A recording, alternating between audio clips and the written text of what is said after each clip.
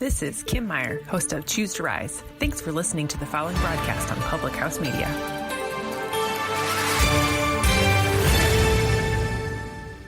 This is Daniel Poppy, host of How to Write Good here on Public House Media. I just want to thank you for listening to the following broadcast brought to you by Public House Media. Once you're done with this episode, I hope that you'll come check out my show, How to Write Good, the writing show that is not about writing. A new show of How to Write Good comes out every Wednesday, so don't forget to subscribe on iTunes so you never miss an episode of How to Write Good. Again, thanks for checking out the following broadcast on Public House Media.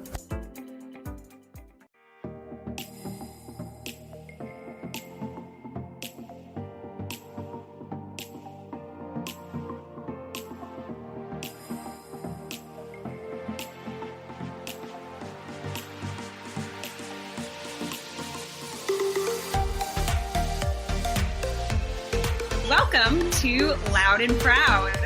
Tonight, our show is about disability, for disability, and by disability. Tonight, we are specifically talking about inclusion in the classroom. We want to know if you have questions, so as you're listening, be sure down below to write your questions. We will answer them during the show. We will answer them after the show, whatever it may be. I'm your host, Nicole Kelly. I was born with only one hand, and I spent the past couple of years traveling and speaking at schools and universities across the country about disability.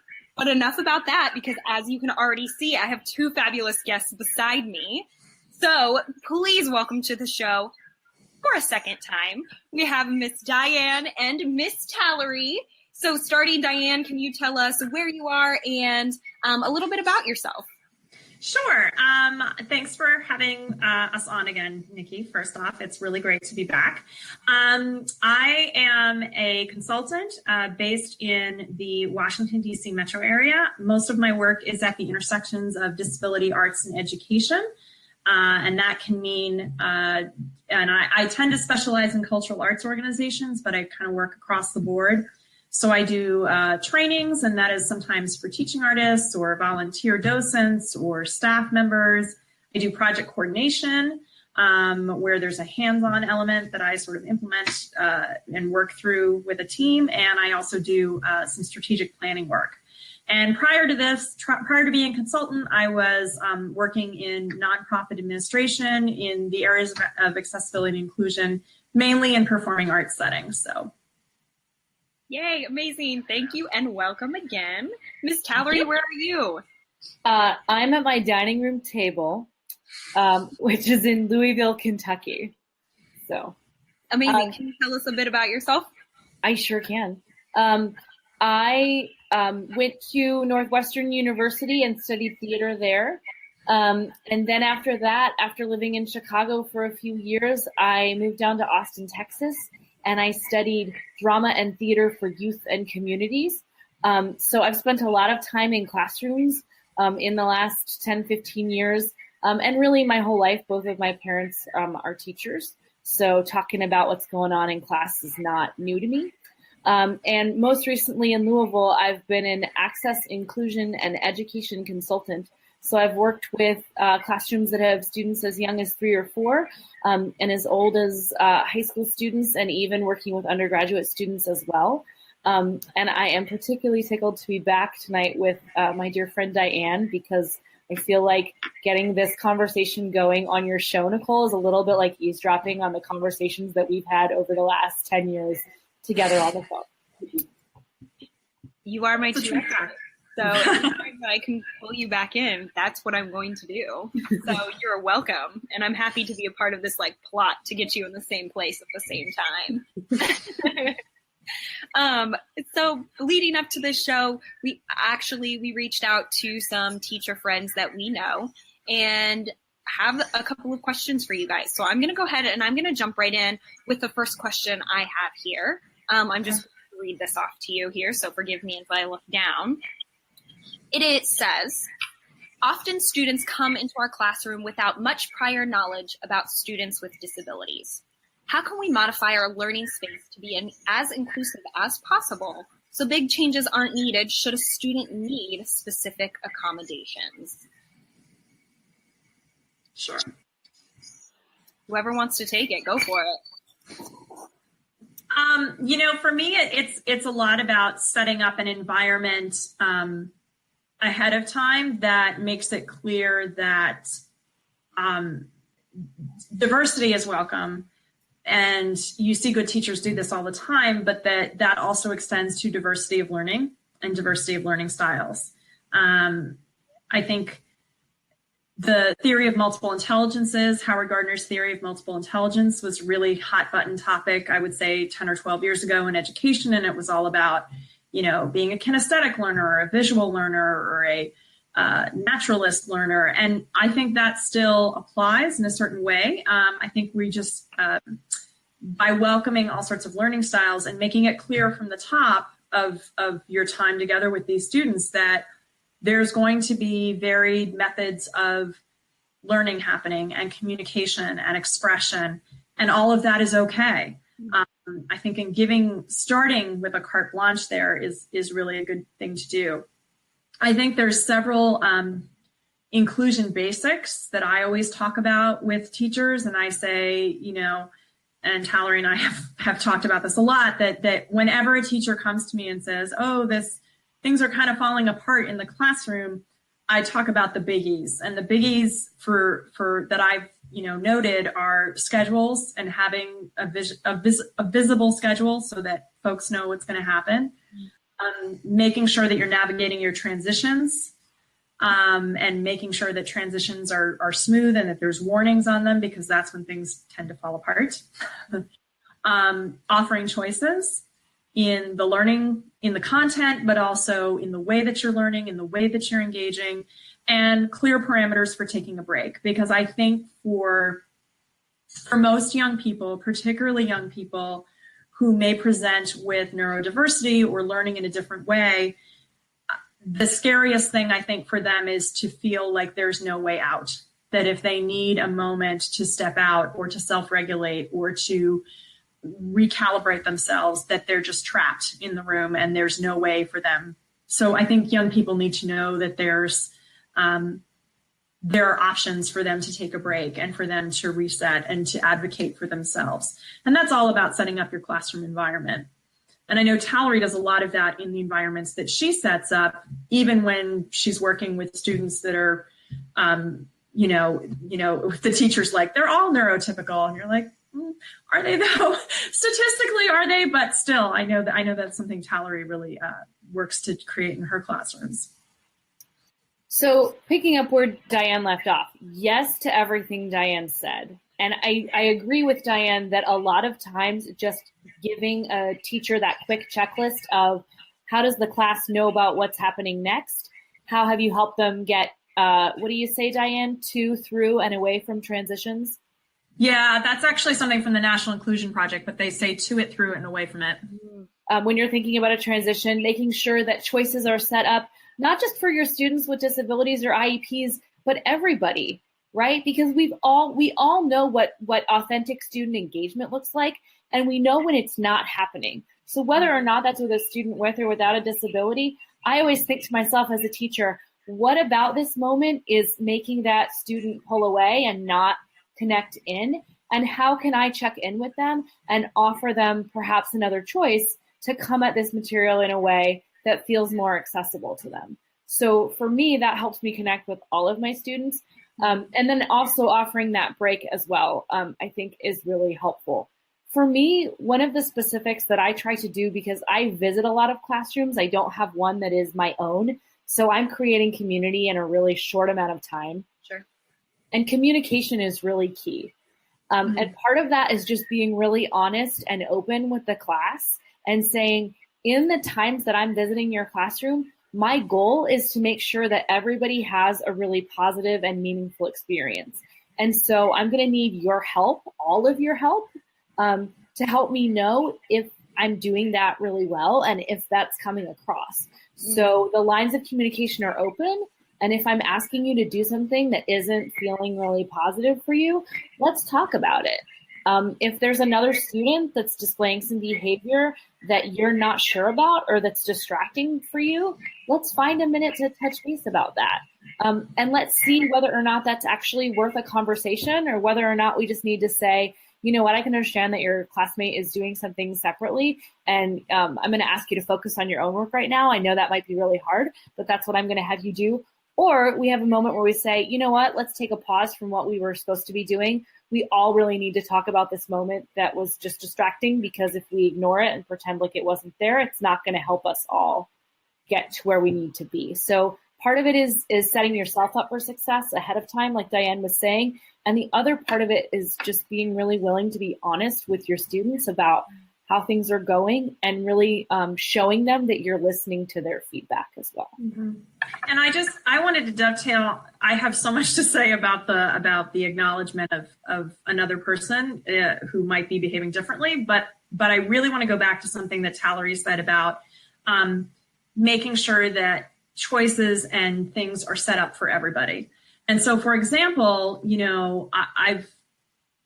like say you have a young person who's in your classroom and has low motor skills. And so you're making sure that you have chubby art materials for them, right? So that they don't have to be gripping fine things, which is great. But then make the chubby crayons available to everybody. It shouldn't be like, these are Joey's crayons over here. It should be, you have a choice, class. You can use chubby crayons, you can use thin crayons, and that way it's seen as in this case, I'm talking about an arts classroom, but it's seen as an artistic choice. It's seen as a choice of expression, rather than this is the special thing that only so-and-so uses because so-and-so is different and special. Does that make sense? What I am taking away, big picture from what you're saying, is let's acknowledge the fact that there are the different needs that are there, and instead of pointing them out in a bad way, making it something that's acceptable. I mean, I feel like, is that as watered down? Well, I think it's not even right. Sorry, it's not even as acceptable. And in full disclosure, I'm going to speak from an arts classroom setting, and because that's where I just feel like my meat and potatoes are. I don't even know what that means. That was a really weird statement. But I didn't think twice about it. I liked it. But I think it's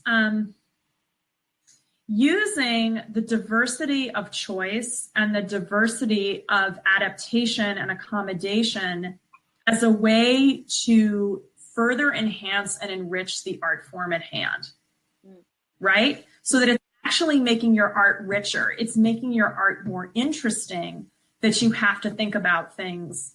I have a student who doesn't communicate verbally, and, we're doing a traditional script that where all the characters have been written to speak.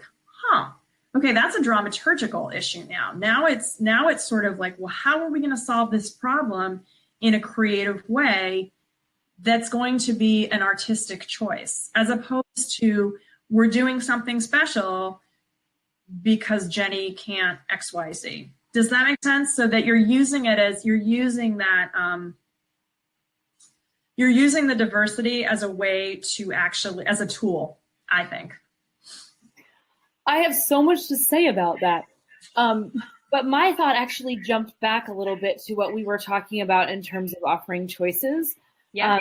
And it makes me think, Nicole, about how as a teacher, I often think I'm very clever, right? And so you go into a classroom and you're like, we're doing playwriting, and I've brought you all these choices because I'm so clever. And I think I've already decided in my mind which students are going to make which choices. Like, I'm like, oh, Nicole's going to love the scribe option because she has one hand. And Diane is going to like the shampoo option because she likes to shower twice a day. Like, I decide in my mind who's going to use what accommodation, and I'm never right. I'm never right. And my students always surprise me with the way that, like Diane is saying, the way that they use those choices artistically. And then if I'm lucky, sometimes I get to hear their reasons behind the choices that they made. And again, it's never what I thought, right? It's never my assumption about my students. So it's just a reminder to the clever teacher in my own head to say, just give everybody at least 2 choices and let them do what they're going to do without deciding what that means in your own teacher mind, if that makes sense. One of the times that this actually resonated for me, I actually went to the same graduate program that Talleri went to. We were in different eras of time in our lives, but I was teaching an improvisation class at the university, and I remember that it had been disclosed to me that there was a student of shorter stature who had a lot of medical fragility and I thought, oh my gosh, how are we going to approach this? And I was still exploring the way that I taught and diversified for ability. Sure. And so I had this brilliant idea, because I too am very clever as a teacher. And I said, I'm going to just have everyone share what is most important for them for everybody else to know, for us to make this ensemble work, right? Assuming that when we got to this young woman, that she would then disclose, what she needed physically, or in other words, to be supported. So we got to her and she said, well, I guess what you need to know about me is that sometimes I'm a little shy and I need encouragement. And I had this moment of like, oh no, but we didn't get the really important information. But what I realized in that moment was that she had set it up to be, she had sort of laid the groundwork of, we're not going to really discuss this because it's not an issue for me and it's not the most important thing to me. And so if we have something, just like any one of us will say, I need this in this moment, but this isn't what we're going to focus on. And it set the tone for the entire rest of the class. So again, that idea of surprise and sort of what we think our students need in that moment. And these were college students, but I mean, what our students need in that moment, it's like you come in with everything in the toolbox. And they might pick this one thing and you're like, really? I totally thought you were going to be using the flashlight and the screwdriver today, right? But they needed the socket wrench, which you actually had buried at the bottom of the toolbox and had kind of forgotten that you brought with you. We're just full of metaphors today, Talleri. I'm loving it. I am. And almost I'm reading it as the kids will tell you what they need when they need it, if you let them. Yes, when that groundwork is laid, and that culture of communication and understanding and patience is there, then a lot of really cool stuff can happen. Yeah. You have to work to create that culture and that ethos. It doesn't, it's not magical, but I think once you've established it and your kids trust you, then they start to tell you what they need. That absolutely makes sense. I am going to hop into the next question here, and this probably will be the last one we get to because time is our worst enemy always. But that's why I love speaking with you ladies. Okay, so, all right, I'm going to, this is a question from somebody I went to school with. Her name is Shannon Cameron. She's an amazing, amazing teacher and advocate and in the arts as well. And so hers starts with an antidote. I'm going to read you the antidote and then we'll get to the question here. So it says, a few years back, I had a student who was on the autism spectrum disorder in my high school class. Due to the mother's request, he was assigned to have someone with him at school all day. The mother would also follow him around to the classes and sit outside every single school day. She would have lunch with him in the para every day. This student got very little social interaction with peers other than when he was assigned to group work. Although this student's IEP manager was quite sure he would be fine without his mother there, she insisted on being at his side. So many of the teachers felt that it was doing the student an injustice. However, parents of kids with special needs and disabilities often have to be fierce advocates for their child in an educational environment. Whew. So how do we have the tough conversation with a parent if they aren't giving their child enough credit that they can take care of themselves? And then second part of that question, how do you have the tough conversation with a parent if they aren't giving that child that credit? How do you do that? Oh, I have so many thoughts. I'm going to start because my answer is really short, and then we're going to go to Diane because I know that part of her work with nonprofit arts groups and accessibility is actually what is and was kind of a lot of conversations with parents, and she's really brilliant at it. So my short answer is this, that whenever, because again, I'm a guest teacher, so I'm always coming in from a place of gratitude and thankfulness and hopefully humility when I'm not being too clever. And so my goal, whether or not I'm working with a teacher that's this way or a paraprofessional that can be this way or a parent, whoever it is in that young person's life where I think that that young person might benefit from a little bit of space, I always try to come at it from a place of positivity, right? So I always acknowledge the dedication and the support that this person is offering that young person. And then my job is to see if I can get that adult on my side. And I'll try to do that in a really gentle way. So I'll say something like, I was thinking the other day, I kind of want to try an experiment. Are you willing to go with me here? If I share an idea with you about an experiment, let's just try this out and see what happens. I don't know. But what if for tomorrow's class, Diane comes into the room all on her own and meets up with her group that's already been established. And so she has a chance to rehearse with her group. And then after class, once she leaves the room, I can check in with you and let you know how that class went so that you'll be up to date, right? So I try to think of something really gentle that kind of opens the doorway for a little bit of space there and a little bit of way to do that. One of my favorite ways to do this is with a guest teacher. If I'm visiting in a classroom, it's a little game I play in my own head. I'm like, can I get that teacher to be like engaged and involved in what I'm doing, especially if they're like would rather grade papers? Like it's a little challenge I have for myself. And so I always think of it in the same way when I'm working with another adult that is obviously dedicated to the well-being of a young person. I'm always like, how can I just offer the idea that there might be another way to try it. And then I always try to say, I don't know what that idea is, but let's just see if they're willing to experiment a little bit. All right, now pass it to Diane. So much of what I want to say is really related to what Talleri said, that I think parents are on a journey.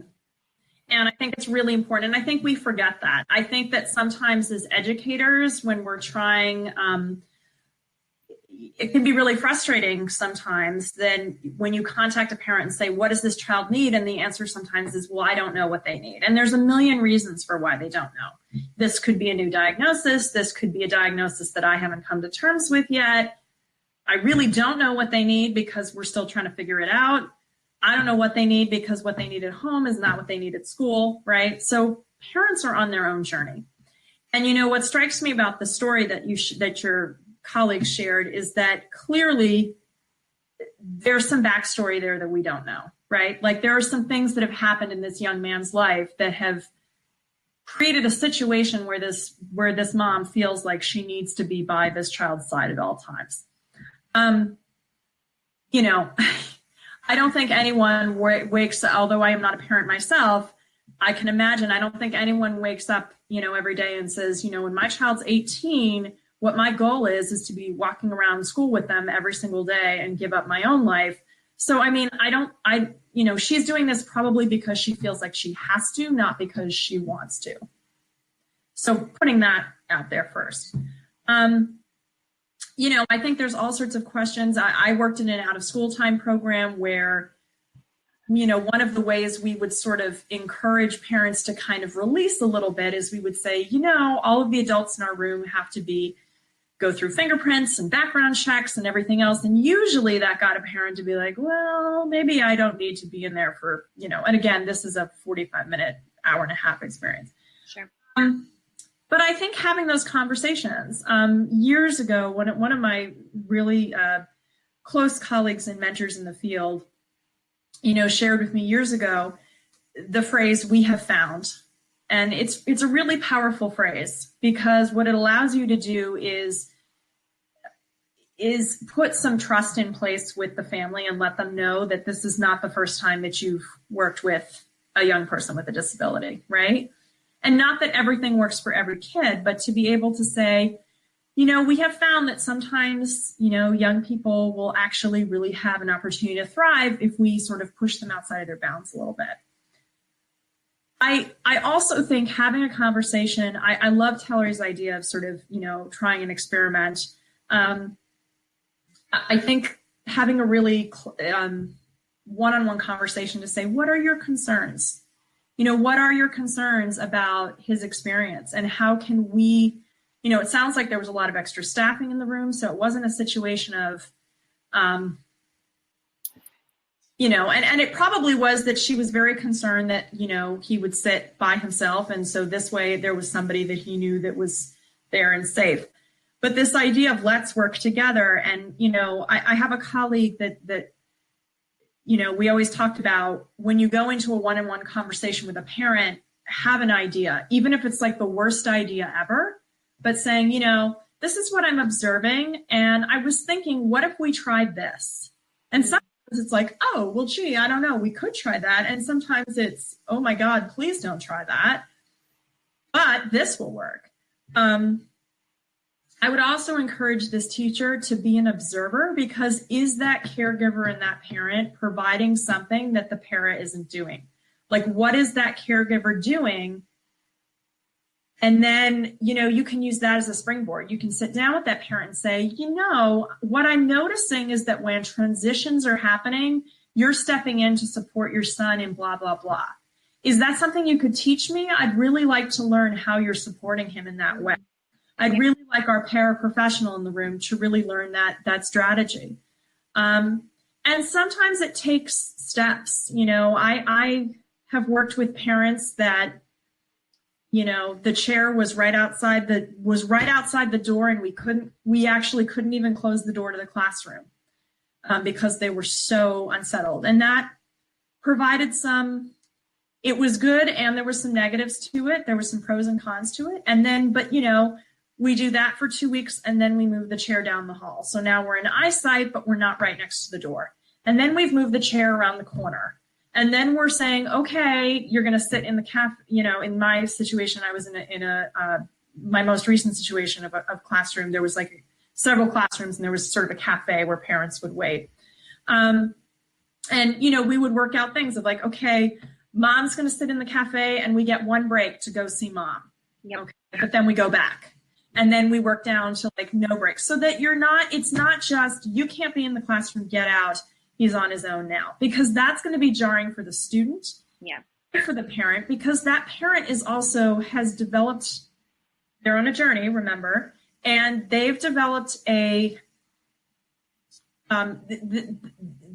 part of the ritual of being there, and it's a comfort for the parent as well. So you're sort of trying to put an accommodation in place, or a strategy, I will say, in place, not only for that student, but for that parent, because you're also having to alleviate a high level of anxiety for that parent and that caregiver. So you're working to work with them and their needs as well. One of the things I love about what you're saying, Diane, is that you're really clearly communicating that everybody's on the same team, right? Right. Hey, parent, I'm on your team, and you're on your kid's team, and we are all here cheerleading together. Yep. So give us the tools that we need to be successful, because we all have the same goal, which is really important to remember in situations like this, because that really is the truth. And I think sharing those positive moments that happen in the group work, Joey was working with, his group today when he was doing group work, and he had this really wonderful idea, or he was really flexible in a moment when his idea wasn't chosen. I'd love to find some more opportunities for him to exercise that muscle of flexibility.